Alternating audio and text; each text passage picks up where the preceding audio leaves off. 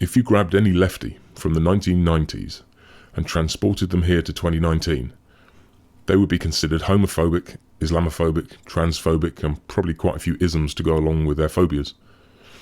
They would be considered far right, which I'm sure would come as a hell of a shock to them, as they were proud to be the mainstay of the left in their own time.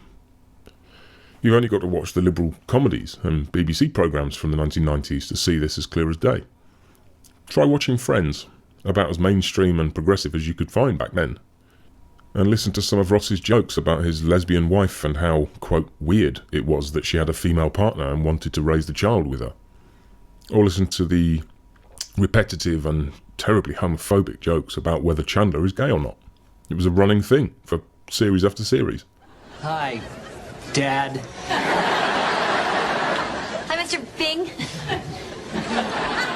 Nora. Charles.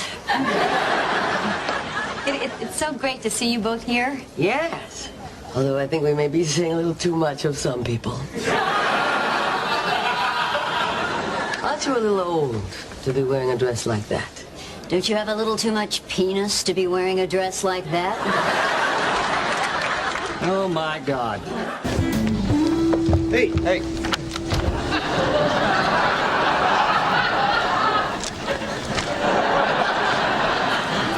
Wow, you look just like your son, Mrs. Tribbiani.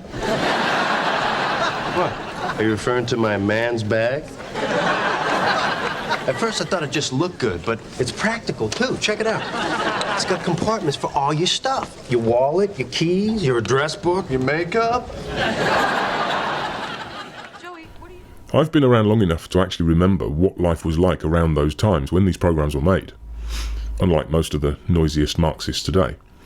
And I remember being fairly lefty myself, back when that didn't entail destroying your own country, being ashamed of your skin, teaching your children they're born evil, as mine are white, unfortunately for them, making sure they know more about everyone else's history than their own, and brainwashing my daughter to think she can do anything her brother can do, which is surely setting her up for failure, because my son's got concrete plans to become a man.